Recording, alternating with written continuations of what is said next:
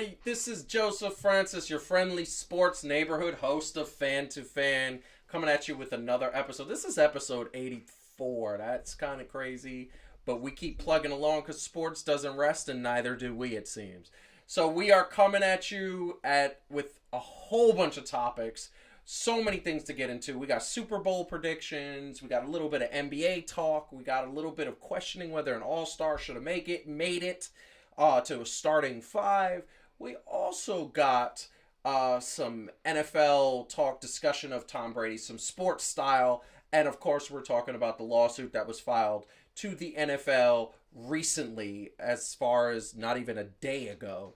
But we'll get into that in a second. But before we get any further, hit the like button, subscribe to the channel if you haven't already, share with a friend, go back and watch all our old stuff if you want to just see what this vibe is about. And in the meantime, we will keep you entertaining, keep the banter going of sports that we could kind of pick up. But I want to bring in our hosts on the triple shot right away because I feel like we need to just kind of, like, I don't know, just feel like they're there, you know, because we're matching. We have matching hats. They're matching. They look like they're twinning. We are. This is the color scheme is a little odd. Well, Calvin and I are going to the U.S. Open later tonight, so we dressed accordingly. Australian Open. That's where we're at. We can't. They won't let us into us. No, actually, they will. They will. We can do it. Yeah, you guys are vaccinated. Why are you right. setting a fire like that?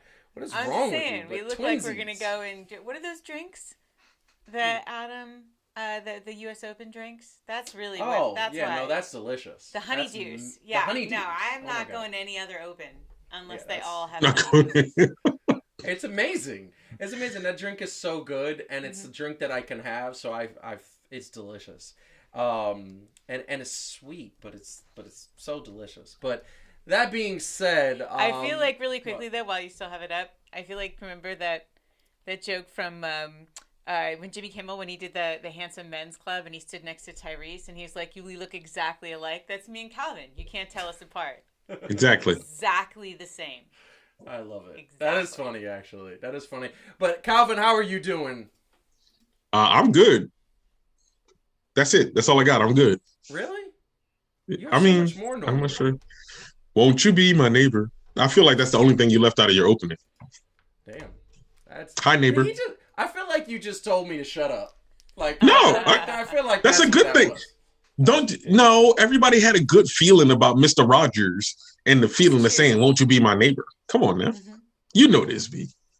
No, I know that, but I just feel like are you going to be quiet the whole show? Or are you just going to I'm not going to be.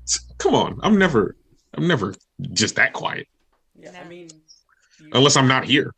I feel like you're going to be quiet the whole show. Like that's what I feel. Nah, not quiet. Not quiet. I'm just not going to be rambunctious this week. Not rambunctious. I love rambunctious, Calvin. I do. We promised Heidi we would not be rambunctious. I just wanted you to be focused. You can be rambunctious about the topics, but we don't necessarily have to, about some of them, I will be. Yes, some of them. Yeah. Fine.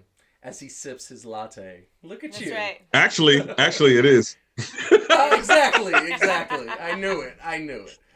Anyway, we are getting into sports, and we're going to talk about sports, right? Sports is the reason why we're here. Look, the first topic that we're talking about is the Brian Flores lawsuit that was sent to the NFL. That is going against the NFL owners. This is a sensitive topic, but you know what? Before we go into the topic and what it is and what's happening and all this stuff and talking about our opinions, I just want to say there is a glaring issue that I feel like it's the NFL's fault that they're in this situation. You clearly know you have a problem.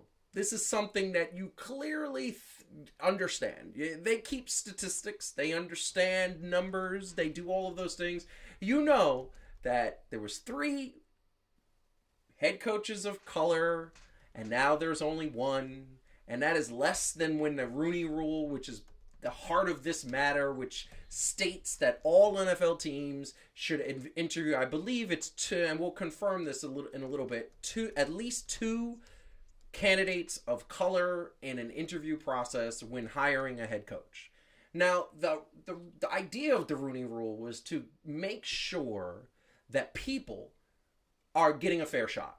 The problem is when you have a bunch of owners that are kind of, we'll put it, quote, old school, that believe that, yeah, all they have to do is interview, and they're not taking the candidates seriously. This whole endeavor started because Bill Belichick sent a text over to Brian Flores and said, hey, you got the job. Oops, I was talking to somebody else. Oops, I didn't know you were this, and so many oops, and blah, blah, blah, blah. It started because of that. And now we're in this situation of looking at something that is truth. Truth is, there's one head coach that is color, that is of color descent, African American. There's one owner that has color. He's brown, Tony Khan, owner of the Jacksonville Jaguars. Obviously, he has an ownership group, but he is sort of the face of that group at this particular time. But there's a difference. You can't even say that that is an owner of color because Tony Khan has his own flights. He has his own issues. He has his own things that he has to deal with. And I'm sure that he has to deal with stuff that deals with, okay, I'm in a precarious predicament in a room full of billionaire white guys, old white families that have tons of money, and he's the brown guy showing up to the room. Now, getting back to Brian Flores, this guy seems to have his heart in the right place. We're going to get to the things that he's demanding of the NFL. We're going to get to that. But before we get to that, we need to understand something. He's not exactly the best coach. He's not the worst coach, but he's not exactly the best coach. He deserves to have a coaching job in this league, I believe. I believe he's still good enough that he could coach. But this guy isn't exactly the person who should be leading the charge. However, he is the person who should lead in charge. Now, we wouldn't even question a situation if Mike Tomlin was leading in charge, if Tony Dungy was leading in charge, if Todd Bowles was leading in charge. These guys have an impeccable record and have excelled at different positions that they've held. Whereas Mike Flores has been slightly better than average. But the one thing that I want to call to attention is that there is a problem that is plain as you could see on a clear sunny day in the fields of middle America. You could see clearly, miles and miles. This is the problem with the NFL. And they know this. They know that the problem is there's only one person of color that is a head coach in the NFL. That's very understandable. And the players are predominantly African American. That is similar to another league, the NBA, that has had similar issues with head coaches giving the position. The NBA now has 8 head coaches of color. So they have gone in another direction. They have decided owners have gotten wise that this is the product that they are in, and they need to understand their product and understand the fans and understand the fans' voice. Well, here's the problem with the NFL. The fans' voice doesn't care about this issue. A couple years ago, when Colin Kaepernick decided to take a knee, everybody made a big deal about what it wasn't about. They said, oh, because you're taking a knee, you're not being patriotic. You're not supporting our troops. You're not supporting things. And the truth of the matter is, we were supporting our troops. We were being patriotic because the most patriotic duty is to peacefully protest. That was in the Constitution. You're allowed to do that. And one of the things that is one of the most respectful things in the world to do is kneel in front of somebody, to pay homage. Well, guess what? The NFL didn't care then, and the NFL has already released a statement that they're adamantly denying all the allegations. The owner of the Miami Dolphins is denying all the allegations. The Giants are denying all allegations. But wait a second. The Giants are denying allegations that, truthfully, the proof is in the pudding. Have the Giants ever hired a head coach of color? No. I'm sure they've interviewed people. I'm sure they thought they were taking it seriously. Hasn't happened. The Denver Broncos interviewed Brian Flores, and according to him, they showed up drunk, not taking the interview seriously, and then on top of that, showed up an hour late. They deny this, of course. And here's the problem. This lawsuit brings to light something that's blaring as the eye can see. However, it's your word versus my word. And my word includes 20 different people because I have a group that was there that's going to back up my word. And Brian, you're just one guy. Could it start change? Yes. Could it start the conversation? Yes. But at the end of the day, it's doing something that the Rooney Rule didn't change. In fact, it probably made it worse because now everybody sees this hiring situation as a joke. And the goal of this is to get more diverse in a league that is diverse, in a league that has fans that are diverse. We're going to see that at the Super Bowl.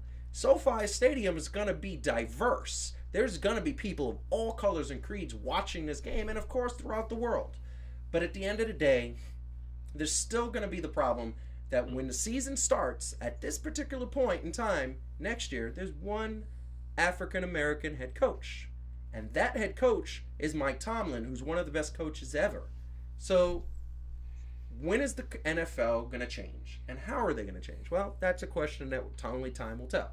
So, I said a lot. I know I said a lot. Yeah. But this is a serious situation, one that I take very seriously. So, who wants to go first? Oh, I'm going to go last. Calvin gets to go next. The one thing I want to do is I'll let Calvin go. Heidi, can you please tell us, because I want this information. I don't think I know this information. What is Brian Flores looking for in his demands to the NFL? All right, I want to just give some statistics, and then Calvin, I'm going to give you the floor for commenting. But a couple things I think are important. I wanted to say, for starters, I don't actually think it's fair to call Brian Flores just that he did an average job. If you look at his record with Miami, he had 2 winning seasons. So he's 24-25 for the whole 3 seasons, but he had a 5-11 first season.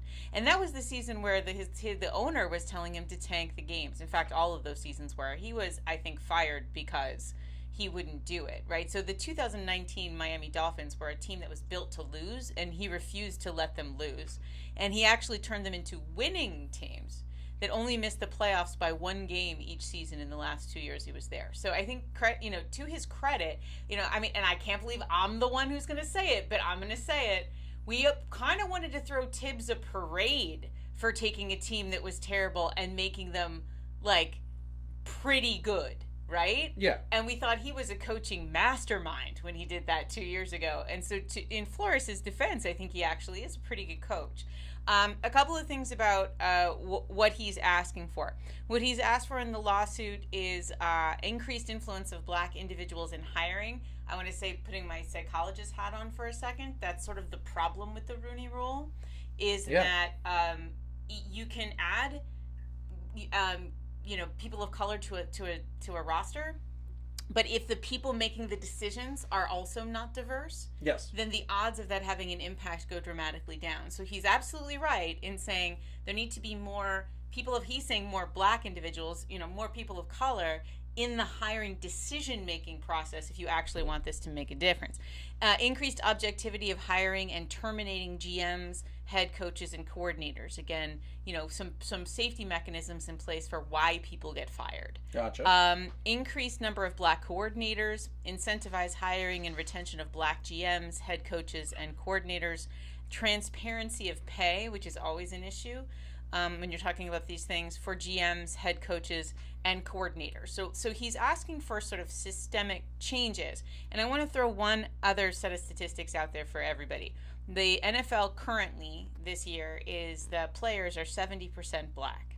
Yeah. The NFL assistant coaches are 30% black. Mm-hmm. And then the numbers take a nosedive. So you have senior administrators, 11%, head coaching positions, 9, which is like one guy. Professional, I mean, I think they're kind of counting too, but vice presidents, 7, general managers, 6%. So this idea that, what a lot of sports will claim is we don't have representation in management because the increase in diversity has been recent. That's not true in the NFL. The NFL has had a lot of black players for the last 25 to 30 years. I mean, so it was there's like no that in shortage the 80s. of talent. Yeah.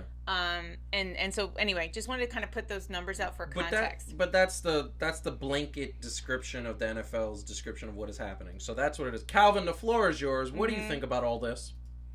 Well, see, it's tricky, right? Because for a while, the feel-good stories were to get out of the neighborhoods that people of color in general, right? People of color or or especially people of a lower socioeconomic status were in, the quickest route to do that was to be an athlete, right?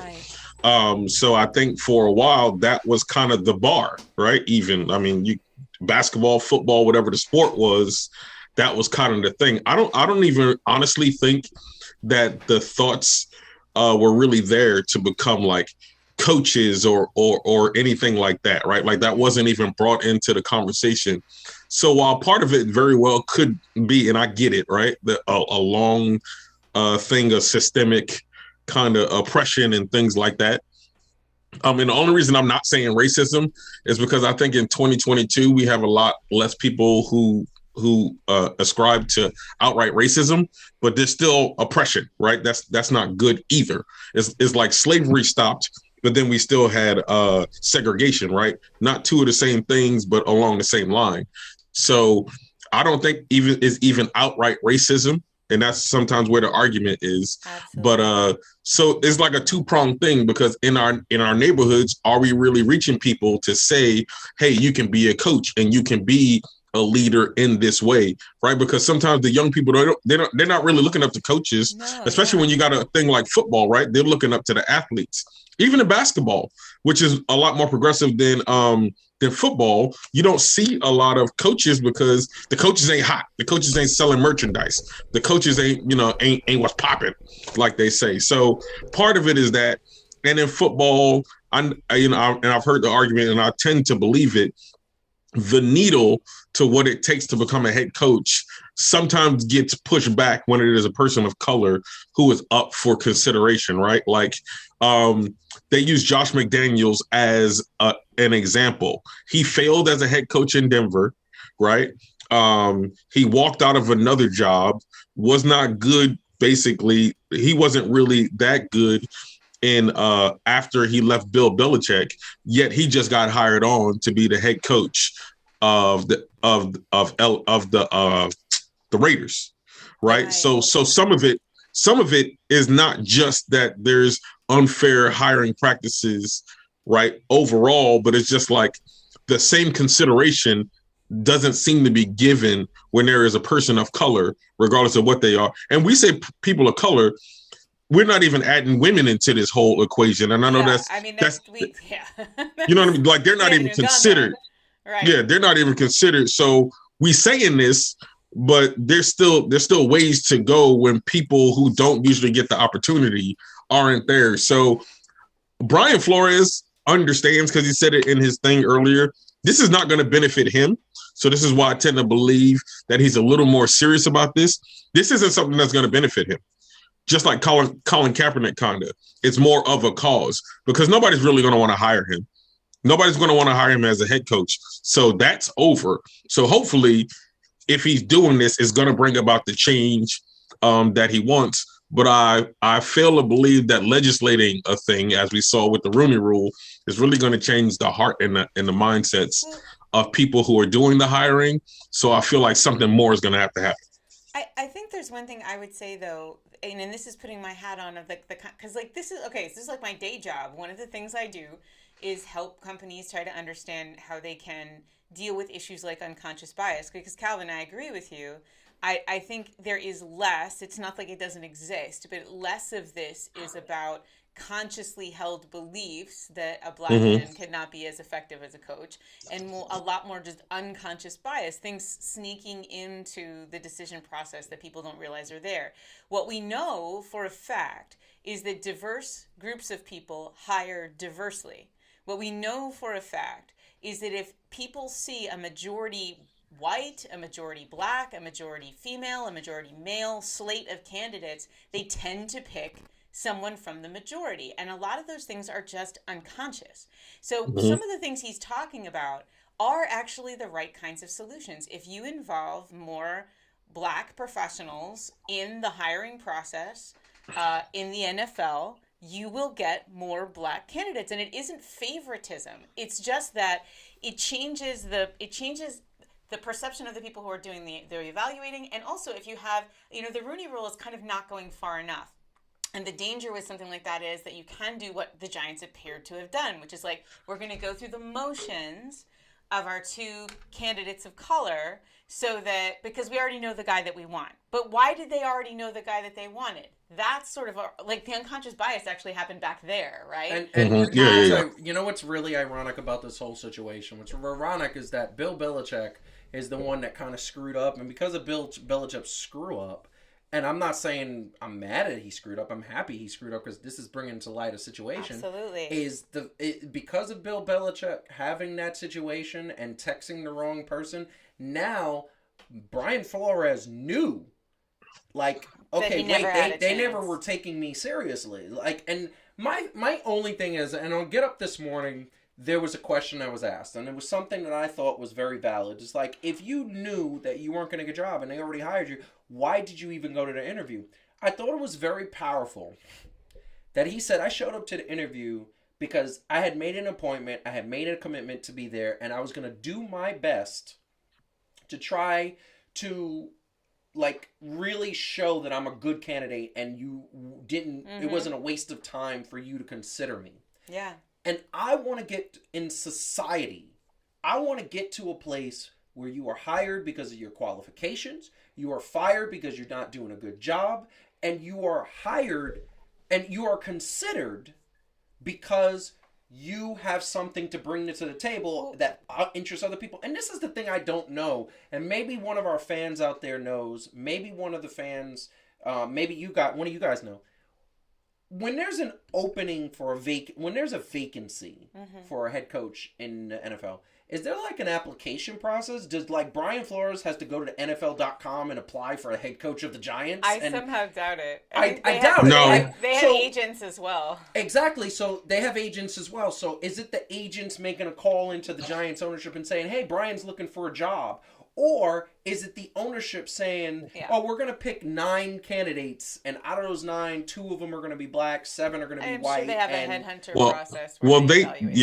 They know who's available to coach, right? And I don't blame, look, here's the deal. I don't blame them for having a guy in mind, right? Yeah. No, you can have a guy in mind. That's actually the thing that looked sketchy and where Bill Belichick comes into this, for people who don't know, Brian Flores coached under Bill Belichick, just like Brian Dabo coached under Bill Belichick, right? So he messaged the wrong Brian. And that's the reason I brought up Josh McDaniels, right? When they were talking about the equality of it all. But yeah, I mean, they know, and right, and that's not even the thing, hiring a white dude over a black dude, like you were saying, Heidi, and like he alluded to and we've been talking about, is just making sure that the practices of it all tend to be on a fairer basis and not skewed. You will never, ever get to that. I don't think. I mean, Joseph, I appreciate what you said before about saying, like, you know, you want people to be judged on the merits. The problem is people are pretty bad at that. Yeah. Human beings, like, we're just not good at it. And so how you achieve that is by creating a decision-making system that has those checks and balances in it, right? So that you have a diversity of voices that are all weighing in on a decision. And, you know, you see all the time when that doesn't happen, how bad it is. And so now, here's the bottom line question. And I'm sorry to say, my answer is no. Do we think this is going to change anything? My answer is no. Because the problem with this lawsuit, unfortunately, it is Brian Flores, like I alluded to in the monologue, is Brian Flores saying this happened because of this. He said it was, and to quote him, it was plain to see that GM of the Denver Broncos, Calvin. John Elway? John Elway. That John Elway and his coaching staff and his administration showed up to the interview an hour late, and it was clear to Brian Flores they were drunk. All somebody has to say, and I said this, and Brian and Calvin, I put this in our chat, me, you, and Marcus. All they have to say was, well, you know, we weren't drunk, we were tired. This job is very stressful. This job is very tiring. We work hard. He's not wrong though. And all you can say is, yeah, he's kind of got a point. It is hard. But yeah, sorry. Here's the deal though. You can't throw everything in there. I don't agree with. Okay, I'm gonna say this just how I say it. I don't care about everything that he's bringing up. Right? Mm-hmm. I sold cars. You know how many deals we did having drinks before? It may have been a little toe up. right, when we was doing things, I can't necessarily say they was like, oh, it's hard to prove, oh, we're going to interview that black dude, so let's get toe up. You know what I mean? I agree with you. I think the fact they were drinking the night before is less relevant. I think what he said, and I was thinking that too, like, why do I care whether they were drinking the night before? And then when he said, you can tell when someone is really asking you questions and they're really interested in your answers and when they're not. Yeah. And I was like, okay, that's actually a good point, right? That's a good point. That he keeps having the experience of people kind of feeling like he's going through the motions, which he really is. But and then I'm going to say this and then we move on. Showing up an hour late. Yeah, no, that's just rude. I don't know what he did to everybody else, but showing up, I just want to ask everybody in the chat and everybody who's watching and who's gonna watch this, if you show up an hour late to a job interview, are you getting that job? No. You might as well keep it pushing. I had a professor in college that said you show up early, you're on time. You show up on time, you're late. You show up late, don't even bother showing up. Oh, was he German? Sounds German. He was actually. Yes, he was German. He very. So interesting. Larry okay, Banks. I just want to tell one funny story that's just related to this, but to end on a funny note. This reminds me of the time that where you and I used to work. There was an older guy. So this whole Belichick thing, like texting the wrong guy, it's just like, and then every time you see a picture of him, he looks like especially old, like as they're talking about how he texted the wrong person. And it reminded me of where we used to work. There was much older than everyone else salesman who, when he joined the company, sent an email to everyone in the company that just said, "I need a password." Like, I don't know what he thought he was doing, and I don't know who he thought. I don't know what password he needed for what, and I don't know. I think it was later. Like, and then I also just don't know what he thought was going to happen. But it was like he just sort of panicked and sent a mass email to everyone saying, "I need a password," and I laughed for like ever. So I know one day that'll be us. I know one day, we'll be the. I'm a Belichick it. I'm a Belichick it. Yeah, I refuse. I refuse to. I'm just saying. I like technology too much. I'm just saying. I kind of love that. Look, and the great Satan himself screwed this up. This is great. He really did, because he might be the one that blows it up. I just say that from the NFL's perspective, and we're going to move on to the next topic, but from the NFL's perspective, it's just kind of like when it's a blaring issue that maybe you should have dealt with 10 years ago. This is the NFL constantly being behind the 8 ball. They never get ahead of problems with domestic violence. I remember this. They had to wait till the running back for the Baltimore Orioles beat his wife in an elevator camera before they said, wait, domestic violence is Ray wrong. Rice. Maybe we shouldn't. And I'm sure that wasn't the first NFL player that beat his wife. I'm sure. They just do that. So it's sad. NFL, this is why I try not to talk about the NFL on this show, because they infuriate me. But guess what? We're sticking with the NFL. But before we go to the next topic, hit the like button, subscribe to the channel. Follow us at Fan2Fan Show on Twitter, Instagram, and Facebook. We are going to the next topic because it is, look, this couldn't have come at a more worse time for the NFL, but it is Super Bowl 2 weeks. The Super Bowl is here, and anybody who watched the NFL playoffs last week knows that this game, that there were so many games that were unbelievable. Calvin was one of them, which is why he's saying right here, there were so many games, and to Calvin's point, he picked it right from 4 weeks ago. He said Bengals are going to the Super Bowl. I believe him. What'd you say, Calvin? And the Rams.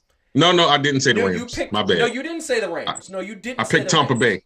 I picked Tampa Bay. Me and you had That's the my Bucs bad. going to the Super Bowl. Good job, Heidi. Yeah. Woo! Heidi, you picked the Rams and the Bengals. Did you not?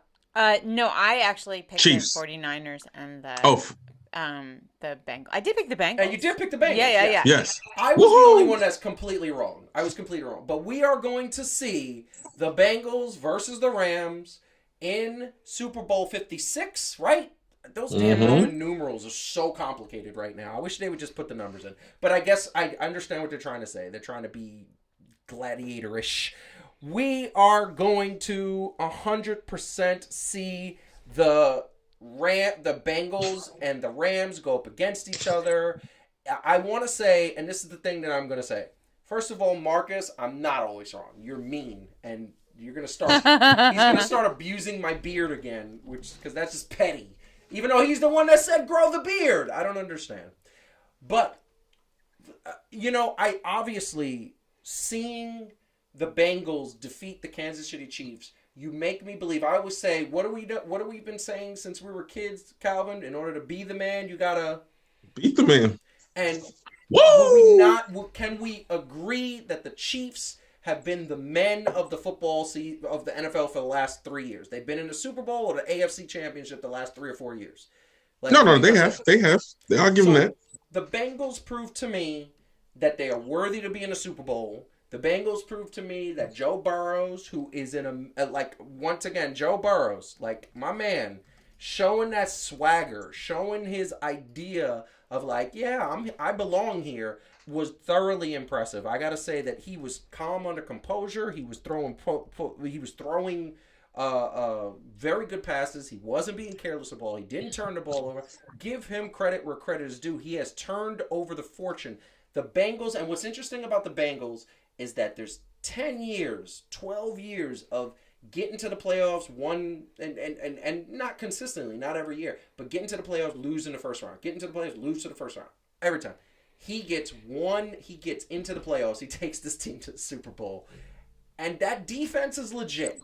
Now you got the Rams, and I'm just going to throw them up there. And the Rams, Matthew Stafford leaves Detroit. He was in Detroit, mediocrity, below mediocrity, and he takes this team and he unbelievably just brings them to the doorstep of the Rams, the Los Angeles Rams, because the last time they won a Super Bowl, they were St. Louis Rams, the Los Angeles Rams winning a Super Bowl.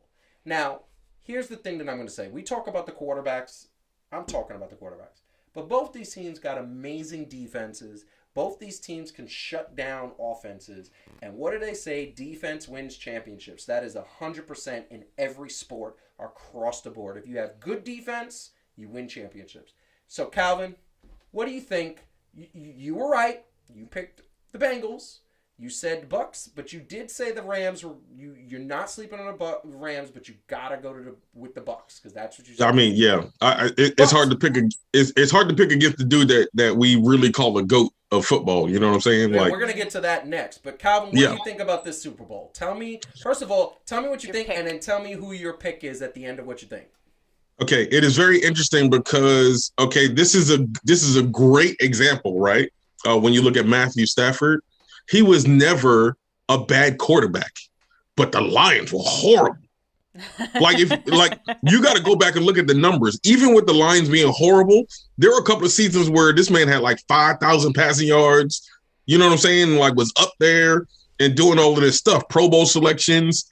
So of course, now when a team don't win overall, you start to say, can he produce? Right. And sometimes it is actually the dude. A la a Dak Prescott.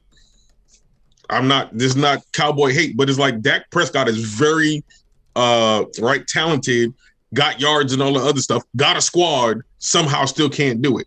But Matthew Stafford gets on here, that's what they brought him there for, and give him the right scenario, bam, he in the Super Bowl. Now, this is the first year that he won a playoff game.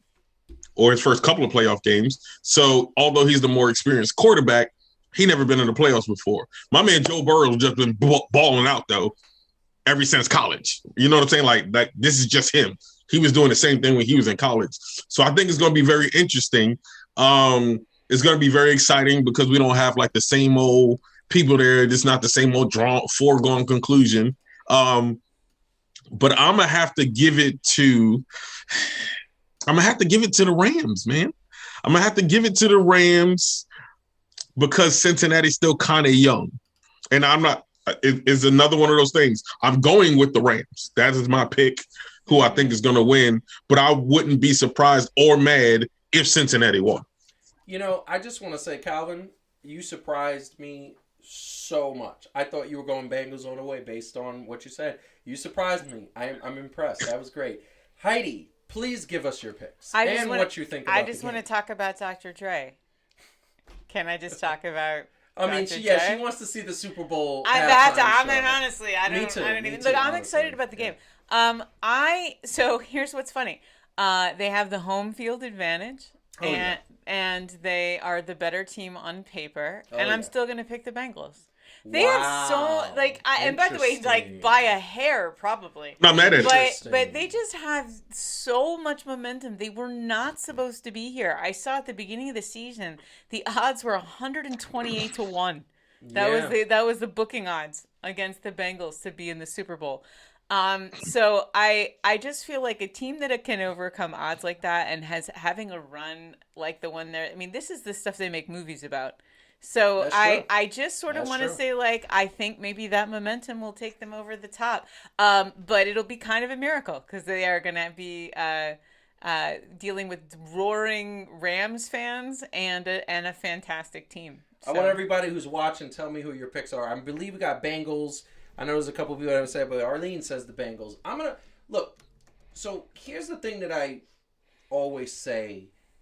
When you get hot at the right time in the playoffs, you get hot at the right time. The Bengals are hot at the right time. And I want to say, to Calvin's point, this man won a Heisman Trophy, won a national championship, and in the span of 3 years can basically win, 4 years, can basically win a Super Bowl in the NFL. He's got the swagger that I think a quarterback needs to have in order to win a Super Bowl. And I think his defense is really good. So this is going to be a close game. Here's the problem I have, and this is the thing I'm going to say, and I'm going to say this very clearly. I don't think they're going to be able to hear the plays. I don't think that they're going to be able to deal with that defense. That Rams defense shutting down teams, making them look like they just are nothing. They have a defense that is primed and ready to go. I'm picking the Rams. It's going to be 27 to probably like 17 or 14. That's what I think. I think that Joe Burrows is going to lose. I think Matthew Stafford is going to have a good enough game that he's going to win. And I think that the defense is better. Calvin. Yeah, look, now let's talk about the drama, because actually there's similar storylines on both sides, right? So you got the Bengals, right? In the first game, it did not, although they won, right? They beat Tennessee, right? They beat Tennessee. He was sacked 9 times, so there was the doubt going into this, right? And you got what would be considered the modern GOAT, right, in Patrick Mahomes. And they was getting stomped in the first half. So it was like, okay, cool. We seen this play out. Yep. Then all of a sudden, my man Joe Cool was like, I got you. So you go to the other side. He beats, Matthew Stafford beats the GOAT. And that's the first round. So both of them already beat a GOAT. But the interesting part was, although it's Jimmy Garoppolo, who is not on the same level as Tom Brady, San Francisco beat them like the last 5 or 6 times. And actually, the Rams losing to San Francisco was what let them into the playoffs in the first place. Right? Correct. So the narrative was, can they close it out? Or is San Francisco, the fans took over the stands and all this other stuff. Yeah. And they still won. Mm-hmm. I'm going to say this. And I'm going to say this very quickly. It's hard for me to, like I said, the better defense wins. Last year, the Buccaneers had the better defense. They beat Kansas City. Every year, if you look over the last 10 years, the better defense wins. And right now, the Rams have the better defense. They're bigger, they're stronger, they're faster. That's the bottom line. So I look at that and I say, yeah, this is a situation that's going to be... There's going to be a problem. I don't think Cincinnati's going to overcome it. I think it's going to be it. But we are going to be watching, and it is going to be fun. So please, if you... Marcus thinks that he gets Jordans, but I get Skechers if I win. Oh, no, Marcus. Wait a second. Hold on a second. Hold on. What? I thought we were betting for Skechers. And he was like, I get a pair of Jordans if I win, though. You don't get a pair of Jordans for picking the Rams? You don't get that? But who's making the bet? Well, Marcus and I were making bets, and Arlene wants in, too, because she also wants some Skechers. I'll take some free Skechers. All right. I'm not. Jordan. Yeah, no, bro. You gotta like at least bring it down to like you can get a pair of like You get Keds, Marcus, is what you get. You get Keds. No, hey, K-Swiss. Well, no, actually, K-Swiss is dope now. Yeah, that's what I'm saying. But that's why Keds is funnier. No, but K-Swiss is No. I'm gonna get Marcus the Shaq shoes they sell at Walmart. I was going to say, hey, Skechers versus Shaqs is on the line. Skechers versus Shaqs. Hold on. That is an interesting bet. So if the Bengals win, I get Skechers. You get Skechers. No. If the Bengals, Marcus is like, no. Wait, if the Bengals win, Marcus has to wear the Shaquille O'Neal. Oh, and sure. If the Rams win, then you gotta wear like the Nurse Skechers, like those thick soles. The I think that's fair. Marcus, what do you think? And Arlene, feel free if you want to get in on that bet. The thing you should make me wear the Shaqs? is Yeezys, but they're too expensive to make that joke. So no. The shoes. Hey, so I'm in on the bet. So me and Marcus is in on the bet. If we lose, we gotta wear the Shaqs. You gotta wear Shaqs. I think Calvin's gonna want to wear the Shaq. Come on. Make that bet. Wait. What color Shaqs you talking about? You get to pick the color. It's gotta be the white and black spirals. No, I was gonna say she get to pick the color. If the Bengals win, you get to pick what type of Shaqs. Fine. Yeah. Marcus said, "I don't speak English." And vice versa, because if the Rams win, you guys get to pick the colors on Heidi. Like they gotta be. And Heidi, her worst color that she hates is orange. Just Put that up. Marcus is gonna go into witness protection to avoid having to wear Shaq shoes. He's like, I have to get a new identity now. Sorry, gotta say. He says, "I don't speak any English."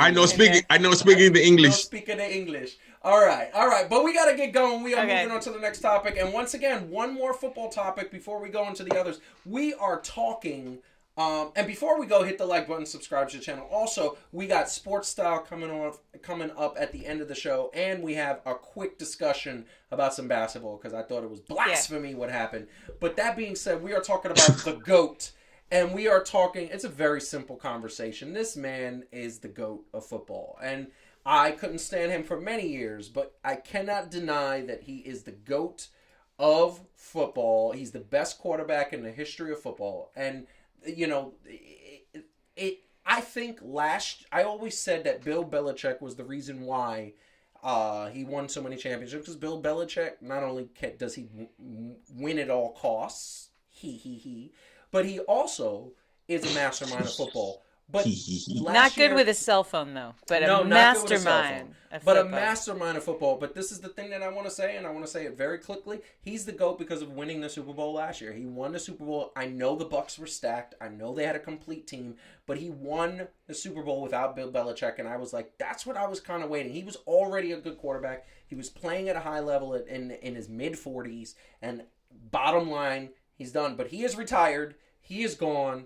And he's retiring with a very interesting statistic rating. He only played for 2 teams, 318 games played, which for the NFL is amazing, 624 TDs, 84,000 plus yards, a completion percentage of over 64%, 3 All-Pros, 3 MVPs, and of course the most important statistic, 7 championships, which the previous GOAT, in my opinion, was Joe Montana, only had 4. So, that being said, and he was 4-0, Joe Montana. So that being said, quick conversation. Does anybody disagree that Tom Brady is the GOAT of the NFL? No. Calvin? No. And it hurts my heart because I love me some Joe Montana.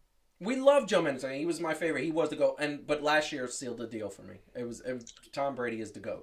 You know what it actually is, even if he didn't win last year? Yeah. If you think about it, he was kind of more like Mark. Okay, when I say Mark Sanchez, I don't mean skill level, but when they won the first 3 Super Bowls, you could argue that it was mostly the Patriots defense that won those Super Bowls because they had some great defenses, right? Mm-hmm. All Tom Brady had to do was manage the game.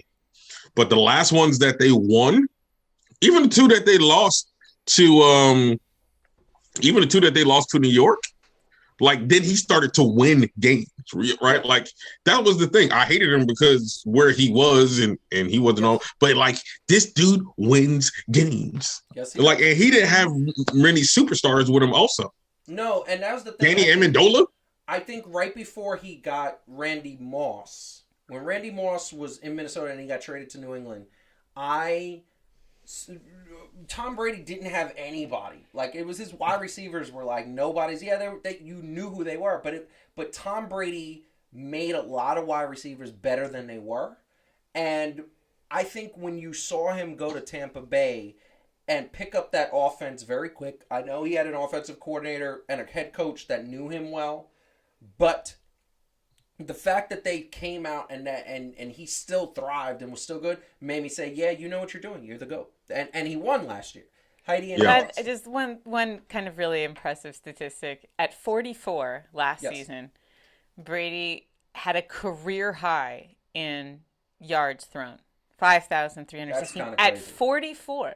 Right. I mean, we look at players like LeBron. I mean, they have a kind of a similar story in terms of longevity, right? Yep. In some ways, it's hard to compare Brady to other quarterbacks because he's been around so much longer, and he's won 35 playoff games. No other quarterback has played 35 playoff games, right? So you're talking about somebody who's just been around a really long time, and yet when you look at a statistic like that, his career high in passing yards at 44. I mean, the guy didn't stay in longer than he should have because he just kept deserving to be there, and that's amazing. And I'm gonna hit up Marcus's point. So Montana obviously I think he's the second best quarterback of all time.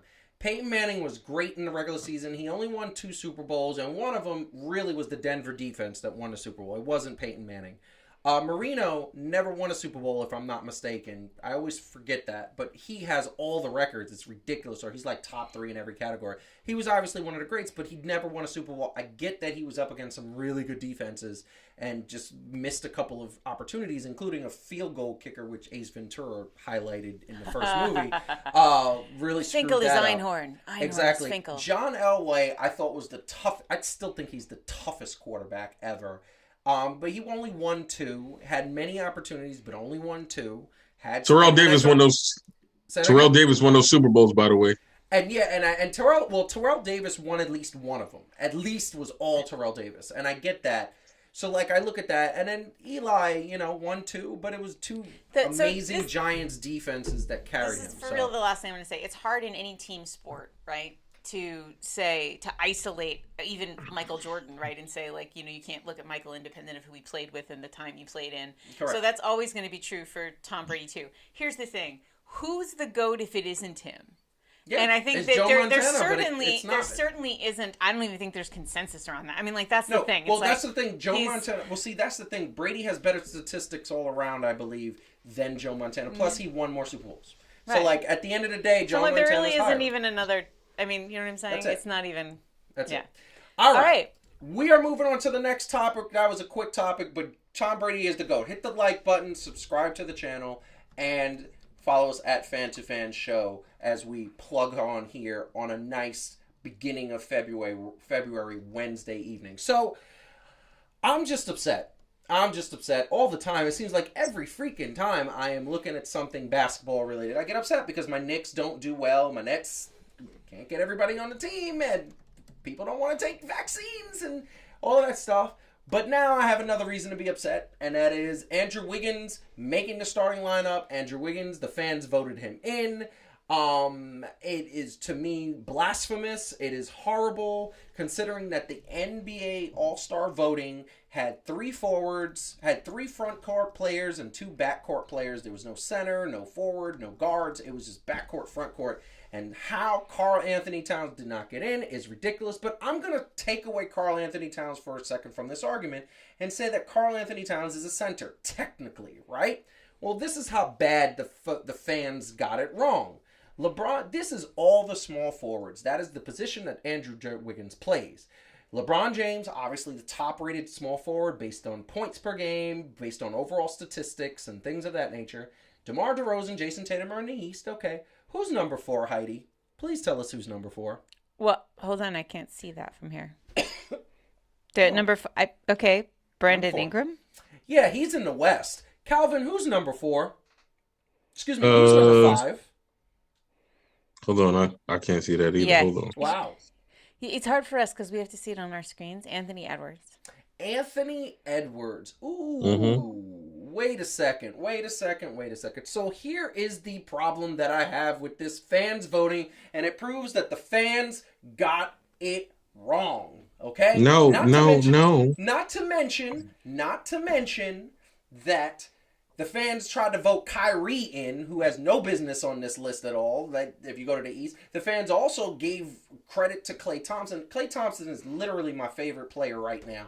And Klay Thompson has no business being in the All-Star game. 3-point contest, by all means. But the All-Star game, he hasn't played enough, and neither has Kyrie. Andrew, I'm going to get you, Calvin. I know what you're going to say. Because you're going to boil my blood. But here is the bottom line. Brandon Ingram has better statistics. Andrew Wiggins has better statistics. They are balling out. Both of them balling out. If you want to make the argument and say Brandon Ingram has been hurt this year, by all means, make that argument. But Anthony Edwards has been balling out. And he is in the same position. And this was a popularity high school contest. And I get it. And I understand it. But the fans got it wrong. Calvin, please go. You can't get it wrong when you ask the fans, who is it that they want to see in a celebrity all-star game? Now, the coaches, they're the ones, right? And the players usually reward the people who putting in the work and all these other things. Mm-hmm. Yeah. The fans going to want what the fans want. And that's just how it goes. Why not change the criteria to the fans wanting to who deserves to be there? Because Wiggins doesn't deserve to be on this All-Star team. But think about it. Simple. Think about it though. What else does the All-Star game really bring to the actual season besides it being a fan favorite and being a revenue getter and things like that? I get it. So if you're not catering to the fans and what they want, then they ain't gonna be spending the money on it. Like I agree with you. Statistically, Karl Anthony Towns is better, right? But he ain't technically like sexy enough in the game. So they're gonna want more sexy in the game. First of all, I'm being bullied in the chat because Marcus has called me the Kanye of the Grammys. What does that mean? I'm gonna let you finish. It means I'm gonna let you finish. But Beyonce had the best album ever. Listen, Andrew Wiggins is literally the dude. If you were to put him next to all the All-Stars that are going to be there, and it's going to be like, if one of these people doesn't belong, please tell us. And everybody's going to point at Andrew Wiggins. Everybody's going to be like, you don't belong here. He's not an All-Star. He's so inconsistent. He hasn't proved anything this year. And now, he's not even the third option on the team. He's not even the fourth option on the team. It is Steph, Klay, Jordan Poole, and Draymond Green. Those are your four options on the Golden State Warriors. Why is my man in the All-Star? Excuse me. Draymond Green is not the third option. Let's be real. Even Draymond will tell you he's not the third option. Andrew Wiggins is the fourth option. Really? Jordan Clarkson is going for sixth man of the year, or maybe most improved. Man, right? Heidi, please. He's an all-star in his role. Say what you want.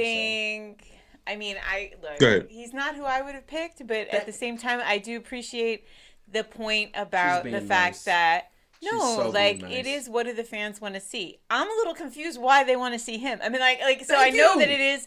I'm like, really? Like, that's who you want to see? But here's the problem. You got people like Karl Anthony Towns, who is in a small market. Nobody cares about Minnesota. Nobody cares. Right? So he doesn't have, you get Carmelo getting more vote. Like, everybody still wants to see Melo, apparently.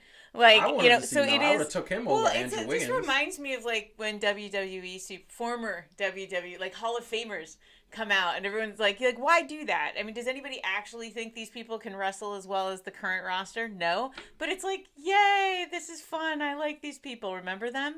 So like there is a lot of nostalgia. There's a lot of like, honestly, Golden State Warrior worship in this. There is. I was going to say, look. It's like an absurd amount of Golden State Warrior worship in like the United States currently.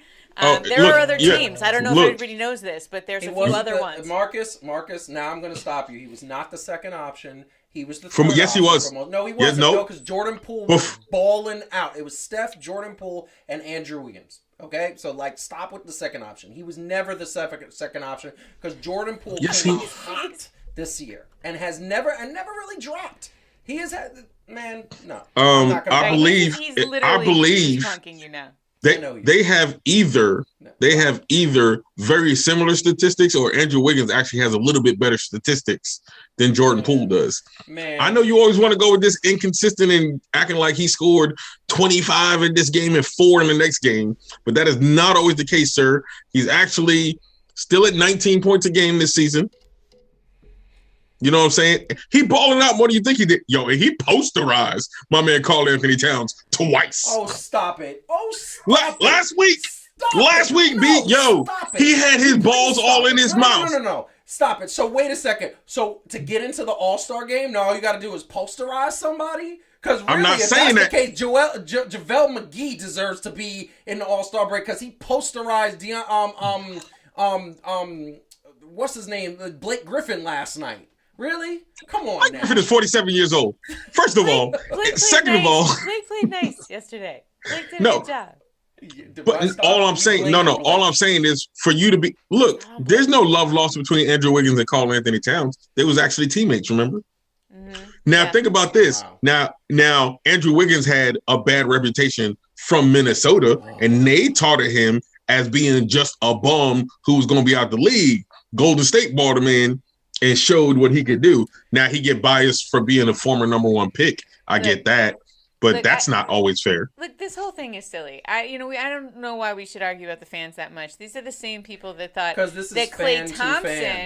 Klay Thompson was a better choice than, I don't know, Chris Paul. Who? Or Who Donovan Mitchell. That was in the votes. I know that was horrible. And it's again, it's to Calvin's and point, that's the it's thing. what people want to see. They want to see Klay, so they voted for Klay. Right? That thoroughly upsets me. Yeah. I just like, I understand. It's kind of like the fans, right? It's kind of like the fans saying, I want to give what is going to give. And, and here's what I'm going to do. And here's what's going to happen. And I feel like the fans can't have nice things. And if the fans can't have nice things, maybe we shouldn't let the fans vote. Maybe the fans should just take a step back and go, wait a second. The fans would like to vote. Because the fans, again, Calvin's right. Like, we treat the All-Star thing like it's just merit, but it isn't, and it never was. It should be, and that's the point. Well, and that's the problem. I mean, there's other ways to calculate merit, and, Look, well, I'm fine with that. I'm fine with that. Now, go ahead, Calvin. I was going to say, now we can all pretty much say that basketball has the most exciting All-Star game format and weekend over all of them, right? The rest of them kind of go by, and I'm not saying merit shouldn't count. Baseball goes by merits mostly. Football and the Pro Bowl, they kind of go by merits and all the other stuff. They might need to take a page out of basketball and kind of add the fan piece in there and spice it up a little bit. That's all I'm saying. Mm-hmm. I get what you're saying. I understand, my man, but this is wrong. Why? I don't understand why you guys can't see that. No, I'm just not as worked up about it. I don't agree with it. I'm just not. Outraged. Yeah, I'm outraged. This is horrible. No, I feel like they just don't know. People don't know basketball. I feel like that's what's happening. It's just what they want. That being said, we are going to move on to the second to the last topic. Hit the like button. We can't go a show without talking about the Nets, unfortunately. And it's a quick... Yeah, we can. Well, we're not this time. Because yesterday, they played the Phoenix Suns. And yesterday, they played the Phoenix Suns. At halftime, they were down by 4 points, okay? They lost by 19, which is horrible. But for most of the game, they were close. They were kind of feeling it. And guess what? Now it's different. So I want to pose this question to both of you. Heidi, I'm going to let you go first. Please. Yes. Please. First of all, does this just more solidify that with Kyrie and the full 3, they could hang with a team like Phoenix because they hung with them for 3.5 quarters. And once again, we're seeing a point where the Nets talent kind of takes them. But does this mean anything? Essentially, does this mean anything that they hung with the Phoenix Suns for 3.5 quarters? With no LaMarcus Aldridge, no Kevin Durant, no Joe Harris. Just with Kyrie and James Harden, basically. Does it mean anything? Does it mean anything? Correct.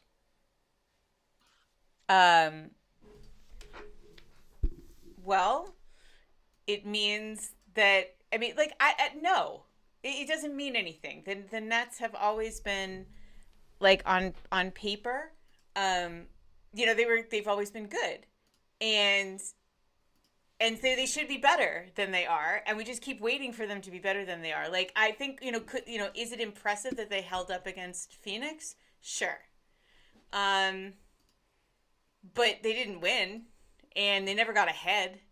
And so it's sort of like the same thing we just keep talking about. Like, this is a team that is still figuring out how to play together, and we've been saying that for a long time now. And so they're just not delivering on what we know they're capable of. They're not bad. I mean, like, they're pretty not bad. No, they're not bad. But they've lost 5 in a row. I think they've lost like 8 out of the last 10. They can't beat anybody of significance. They're not. Like, no, and again, like, if you look it at it and you go, there's always excuses. Like, this is the problem with the Nets. There's always an excuse, right? It's always like, well, they didn't have so and so, and they didn't have this, but Joe Harris is still out, and they didn't have. Oh, well, this time they didn't have Kyrie. Oh, well, this time they didn't have KD. Oh, well, this time Harden is feeling, his beard and can't, he's shooting 5 for 19 or some such nonsense, right? So it's like, I'm just tired of being disappointed. I mean, honestly, it's like feels like what it feels like to be an Eagles fan. Seriously, it's like I'm just tired of getting my hopes up because you guys keep just not delivering, and there's always an excuse, and there's always a reason, and there's always circumstances, and I don't care anymore. It's like, you guys can't win. Phoenix on paper is not as good a team, but they play amazingly well as a team, and that's the thing. The Nets aren't a team; they're a collection of dudes. That's true. Calvin, you want to take a shot at that? Man, it kind of sounds like they the Cowboys, doesn't it? And here's the deal.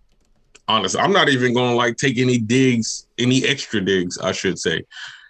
It was kind of my point from the beginning.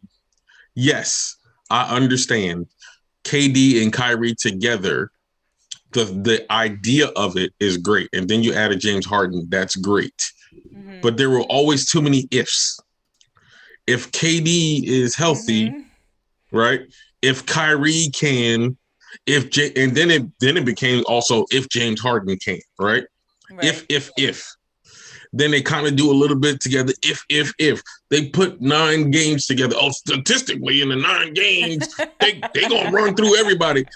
The problem was somehow they always got this God level treatment when it came to basketball that nobody else would get.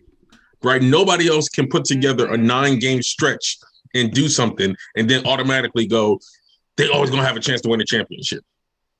So yeah. I don't think within the team, right, that they were all of them automatically going, it's a lock or whatever, because I think teams understand themselves better and they got to play to the media. But media sure didn't help them out. No. You know what I'm saying? With everybody else going, well, they the premier team in New York, and they the ones that's relevant everywhere else. Matter of fact, Richard Jefferson didn't help anything. I do not like that dude. But anyway. No, he's horrible. I don't like him either. I don't like his analysis. I don't know him.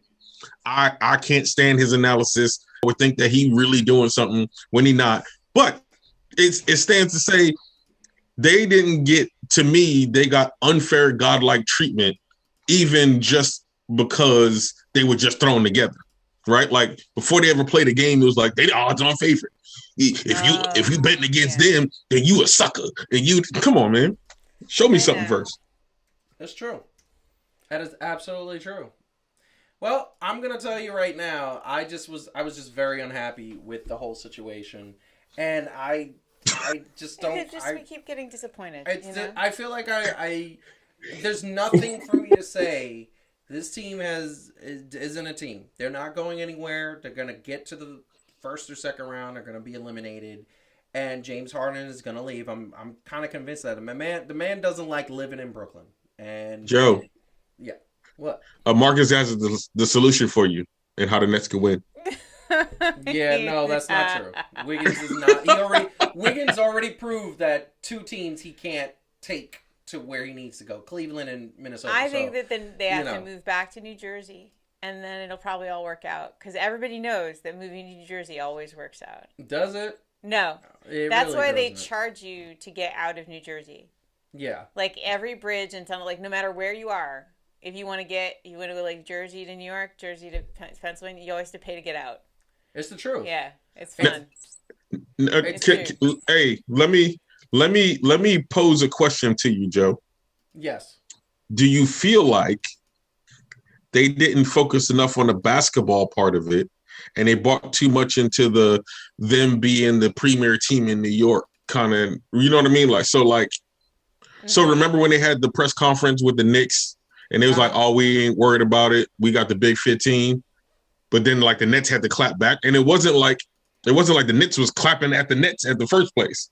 But you know what I mean? The Nets had to take that, their Big 15 thing, and it's like, yo, focus on basketball first before you trying to build this rivalry and be better than the Knicks and make New York your state and all that other stuff, right? Like you make New York your spot by winning.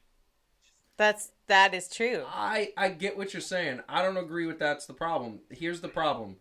They had 3 stars that every time 3 stars are on the floor, they play well, they beat teams, they beat good teams, and now one of the stars is scared to take a needle, doesn't want to admit it, says, I don't want to play, I just play on the way. The other star has now seen that the star who he came to play with is selfish. I'm sure it leaves a bad taste in his mouth. And the other star is hurt through no fault of his own. And that is the bottom line. That's it. And that's not. How did you not see that, though? That's the breakdown. No. Here's my deal. I get people keep on saying that. So you telling me before James Harden got to the Nets, he didn't see that Kyrie Irving was selfish? Who's he, Stevie Wonder? No.